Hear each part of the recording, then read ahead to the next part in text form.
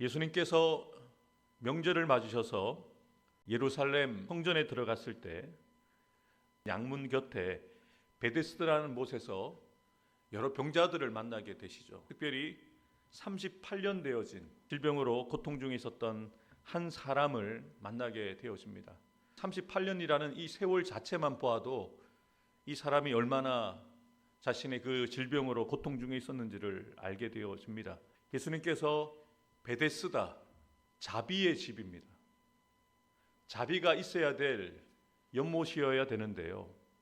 그 베데스다 못 주변에는 수많은 그런 질병을 안고 있는 사람들이 모여 있었죠. 많은 병자, 앞을 보지 못하는 맹인, 다리 저는 사람, 술을 헤아릴 수 없는 수많은 병자들이 모여서 물이 움직일 때 가장 먼저 들어가는 사람이 나음을 잇는다는 그 소문을 듣고 모여든 것이죠. 한번 그림을 한번 그려보십시오. 물이 동한다라는 이야기를 누군가가 외쳤을 때 그곳에 모여있는 병자들이 질서를 지키고 서로 배려하고 네가 먼저 들어가라 이렇게 했을까요? 난리법석이 되었을까요? 아마도 난리법석이 되었을 겁니다. 그곳에 들어가기 위해서 정말 힘껏 다른 사람들을 밀치고 땡기고 그렇게 들어가려고 하는데 결국 그곳에 들어가서 나음을 얻는 사람은 한 사람뿐이라는 거죠. 참 이것이 아이러니합니다. 자비의 집, 서로를 향하여 인자하고 사랑을 베풀고 배려하고 친절하고 섬겨야 될 베데스다 자비의 집이 자비가 없습니다. 기가 막힌 일이죠. 내가 먼저 나음을 입어야 되고 내가 먼저 구원을 받아야 된다는 것. 이 38해 고생했던 병자는 기회가 주어질까 막연하게 희망 고문을 하면서 그곳에 있었던 거죠. 예수님께서 그가 누워있는 것을 보시고 묻습니다. 이미 그 마음속에 있는 생각을 주님은 알고 계시잖아요.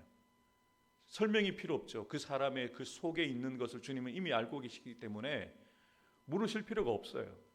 그런데 묻습니다. 병자의 마음속에 어떤 간절함이 있는지를 듣기를 원하셔서 묻습니다. 내가 낫고자 하느냐. 여러분 이렇게 예수님이 물으셨다면 이 병자가 어떻게 대답해야겠습니까? 예 주님, 제가 간절히 낫기를 원합니다 라고 대답을 해야 되잖아요. 그런데 안타까운 것은 저는 이 본문을 읽으면서 안타깝더라고요. 예수님이 내가 낫고자 하느냐 물으셨을 때에 이제 제가 낫기를 원합니다 라고 대답했으면 더 좋았을 텐데요. 이렇게 대답을 합니다. 병자가 대답하되 주여 물이 움직일 때에 나를 못에 넣어주는 사람이 없어 내가 가는 동안에 다른 사람이 먼저 내려가나이다. 다른 사람의 도움을 받지 못해서 내가 나을 수 있었는데 낫지 못했습니다라는 동문서답을 합니다. 나를 도와주는 누군가가 있었다면 내가 나음을 입었을 텐데 라는 그런 미련이 남아있죠. 사실 38년 되어진 이 병자는 도와주는 사람이 없어서 나음을 얻지 못한 것이 아닙니다. 예수님을 아직 만나지 못했던 거죠. 그리고 이 자비의 집에 자비가 되시는 예수님이 찾아오시자 이 38년 동안 질병으로 고통 중에 있었던 이 사람의 인생이 바뀌어지는 거죠. 비록 동문서답이었고 예수님이 원하는 대답은 아니었지만 그 병자에게 분명하게 말씀하십니다. 일어나 내 자리를 들고 걸어가라. 사실 이 말은 말이 되지 않는 거죠. 38년 동안 일어나 본 적이 없고 걸어 본 적이 없는 병자에게 일어나라, 걸어가라. 말이 안 되는 말씀이지만 이 말씀을 듣고 그 사람이 일어나 걷게 되어집니다. 여러분 자비의 집에 사람들에게는 자비가 없었지만 자비가 되시는 예수님이 그 자비의 집에 오셔서 38해 동안 고통 중에 있었던 병자를 만나게 되어지니 걷지 못하고 일어나지 못했던 이 병자에게 하나님의 은혜가 임하는 것을 보게 되어집니다. 그런데 하나님께서 기뻐하시는 이 일을 행했던 이 날이 안식일이라고 분명하게 밝히죠. 38년 되어진 병자를 고친 일 얼마나 잘한 일입니까? 병든 자를 고쳐주시고 나음을 얻게 해주시는 이 일이 유대인들에게는 마음에 들지 않습니다. 자신들이 그렇게 평생 지켜왔던 모세의 율법에 안식일에는 일을 하게 되어지면 그 율법을 범하게 되어지기 때문에 그것을 논쟁거리로 삼게 되는 거죠. 두 가지 논쟁이 일어나게 됩니다. 먼저는 안식일에 대한 논쟁이 일어나고, 또 예수님께서 자신이 하나님의 아들이시라는 것을 밝히는데 그것에 대한 논쟁이 일어나는 겁니다. 예수님께서 직접 자신에 대해서 증거하시는데요, 자신이 하나님의 아들이 되신다는 것, 또 하나님과 동등되신다는 것을 분명하게 밝히시는데, 이것을 유대인들이 이해할 수가 없죠.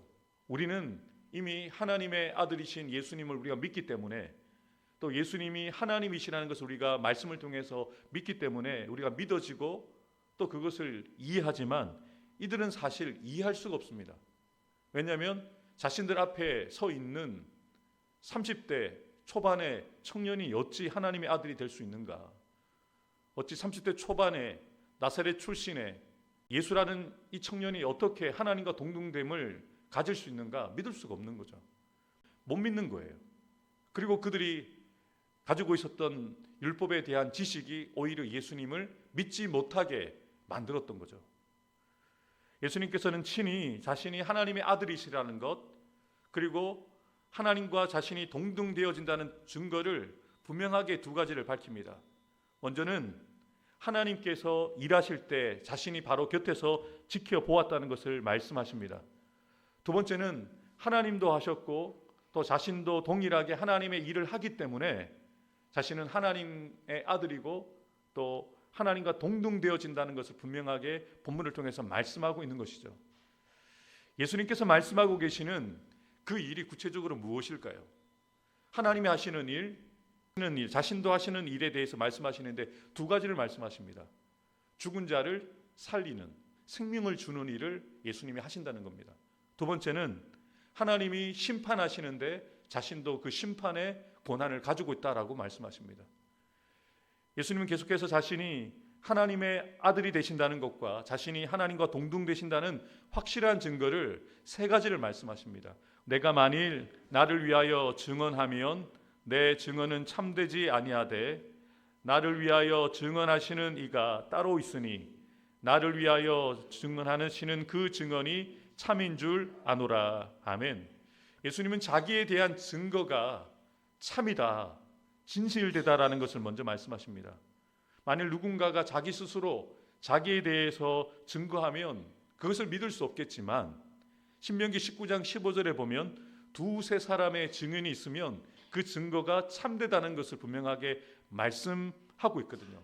예수님이 하나님의 아들이시라는 것, 예수님이 하나님과 동등되어진다는 것을 분명한 세 가지 증거로 그것을 증명해 보이시려고 합니다. 첫 번째 증거가 무엇입니까? 바로 세례 요한의 증거입니다. 너희가 요한에게 사람을 보내매 요한이 진리에 대하여 증언하였다. 여기서 말하는 진리가 바로 예수님이십니다. 예수님에 대해서 세례 요한이 분명하게 선포하였죠. 세상 죄를 지고 가는 하나님의 어린 양이다. 세례 요한이 증인이 되어서 예수님에 대해서 증언하였거든요. 그러면서 이렇게 말씀하시죠. 나는 사람에게 증언을 취하지 아니하지만 세례 요한을 언급하고 있는 이유는 너희가 구원을 받게 하기 위함이다. 믿지 않는 그들을 믿게 하시려고 이렇게까지 주님은 설명하신다는 거예요. 믿지 않는 대로 내버려 두시는 게 아니라 그들도 자신이 하나님의 아들이라는 것을, 자신이 하나님과 동등되다는 것을 믿게 하시려고 세례 요한이 너희에게 말했던 것을 기억해봐라. 그 세례 요한이 나에 대해서 증언했던 것을 기억해봐라. 그래도 못 믿겠느냐라고 이렇게 이야기하면서 그들이 믿도록 독려하고 계시는 거죠. 두 번째 증거는 무엇일까요? 내게는 요한의 증거보다 더 큰 증거가 있으니 아버지께서 내게 주사 이루게 하시는 역사, 곧 내가 하는 그 역사가 아버지께서 나를 보내신 것을 나를 위하여 증언하는 것이요. 아멘. 두 번째 증거로 제시하시는 것이 무엇이냐면 주님께서 행하셨던 그 표적들, 특별히 요한복음에는 예수님이 행하신 기적들을 기적이라고 하지 않고 표적이라고 그랬잖아요. 하나님의 아들 되시는 분명한 사인, 증거로서 보여줬던 증거들이, 표적들이 많이 있었잖아요. 그것을 보고 내가 하나님의 아들이라는 것을, 내가 하나님과 동등되다는 것을 믿으라고 말씀하고 있습니다. 근데 여러분, 사실 눈에 보이는 그런 기적의 역사들을 보고 있음에도 믿지 않으려면요, 못 믿습니다. 안 믿습니다. 세례 요한도 감옥에 갇혀 있을 때 자신의 두 제자를 보내어서 예수님께 이렇게 묻기도 했거든요. 오실 그 이가 당신이오니까 우리가 다른 이를 기다리오니까. 그때 예수님이 세례 요한의 제자들에게 너희 스승인 세례 요한에게 이렇게 이야기하라고 말씀을 합니다. 예수께서 대답하여 이르시되 너희가 가서 보고 들으는 것을 요한에게 알리되 맹인이 보며 못 걷는 사람이 걸으며 나병 환자가 깨끗함을 받으며 기 먹은 사람이 들으며 죽은 자가 살아나며 가난한 자에게 복음이 전파된다 하라. 아멘. 이 말씀을 하신 두 가지 의미가 있습니다. 첫 번째는 이사야 선지자를 통해서 메시아에 대한 예언이 나를 통해서 이루어지고 있다.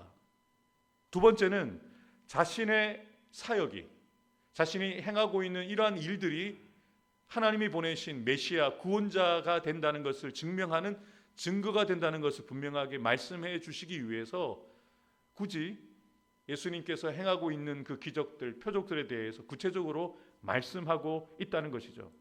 또한 나를 보내신 아버지께서 친히 나를 위하여 증언하셨느니라.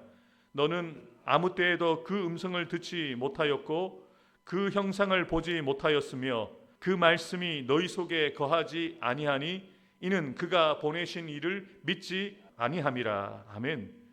37절에 분명하게 예수님이 말씀하시기를 아버지께서 친히 예수님을 증거하고 계시다는 말씀까지 합니다. 예수님께서 세례를 받으실 때 분명한 음성이 예수님과 그리고 그곳에 있었던 무리들에게 들렸잖아요. 뿐만이 아닙니다. 예수님이 변화산에 계실 때도 분명한 음성이 들렸고요. 십자가 달리시기 전에 또한 부활의 사건을 통해서 하나님께서는 예수님이 자신이 보내신 자신의 아들이심을 분명하게 보여주셨거든요.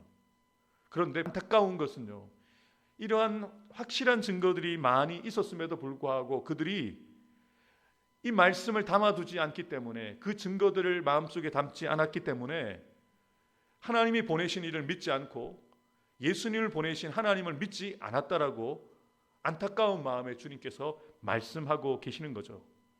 그러면서 이런 말씀까지 하십니다. 너희가 성경에서 영생을 얻는 줄 생각하고 성경을 연구하거니와 이 성경이 곧 내게 대하여 증언하는 것이니라. 너희들이 성경을 많이 알고 있지 않느냐? 너희들이 알고 있고 연구하고 말하고 있는 그 말씀들이 나에 대하여 증거하고 있는 내용들이다. 여러분, 삶이 되지 못하면 그 삶을 통해서 예수님을 알아갈 수가 없습니다. 일반 백성들보다 말씀을 더 연구하고 알았던 종교 지도자들이 예수님을 더 잘 알 것 같고 예수님을 더 잘 믿을 것 같은데 아니었다는 거죠. 이 기가 막힌 일이죠. 말씀을 더 많이 알고 있고 연구하고 있는데 그 말씀을 다른 이들에게 가르치고 있는데 그 말씀이 실제가 되어 오신 예수님을 그들은 알아보지 못하는 거예요. 말씀이 실제가 되어 오신 예수님을 믿지 못하는 거죠. 이어지는 40절부터 47절을 보면 왜 유대인들이, 특별히 종교 지도자들이 예수님을 믿지 않았는지 그 이유를 분명하게 밝히고 있습니다. 나는 사람에게서 영광을 취하지 아니하노라. 다만 하나님을 사랑하는 것이 너희 속에 없음을 알았노라. 예수님이 그들 가운데 예수를 알지 못하고 예수님을 믿지 않는 이유를 분명하게 밝힙니다. 그들은 하나님의 영광을 구하지 않고 사람의 영광을 구하고 하나님을 사랑하지 않기 때문에 예수를 알지 못하고 예수님을 믿지 않았다라고 지적하고 있는 것이죠. 나는 내 아버지의 이름으로 왔음에 너희가 영접하지 아니하나 만일 다른 사람이 자기 이름으로 오면 영접하리라. 너희가 서로 영광을 취하고 유일하신 하나님께로부터 오는 영광은 구하지 아니하니 어찌 나를 믿을 수 있겠느냐. 내가 너희를 아버지께 고발할까 생각하지 말라. 너희를 고발하는 이가 있으니 곧 너희가 바라는 모세니라. 모세를 믿었더라면 또 나를 믿었으리니 이는 그가 내게 대하여 기록하였음이라. 그러나 그의 글도 믿지 아니하거든 어찌 내 말을 믿겠느냐 하시니라. 아멘.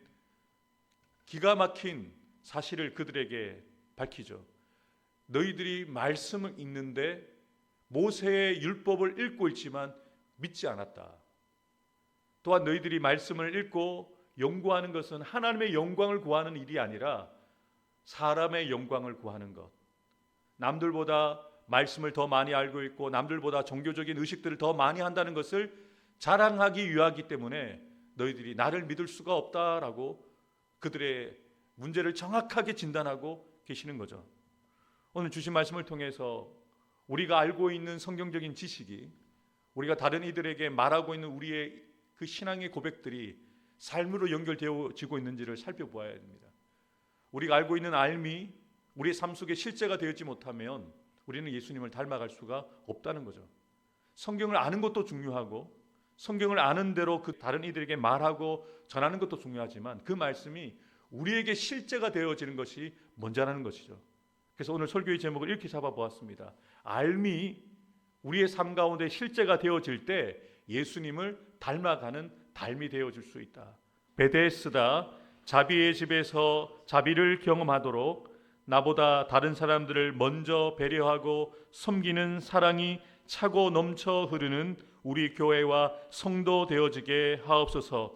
말씀을 알고 주님을 머리로 아는 알미 말씀대로 실제로 살아가는 삶이 되어 예수님을 닮아가는 예수님의 제자 되어지기 원합니다.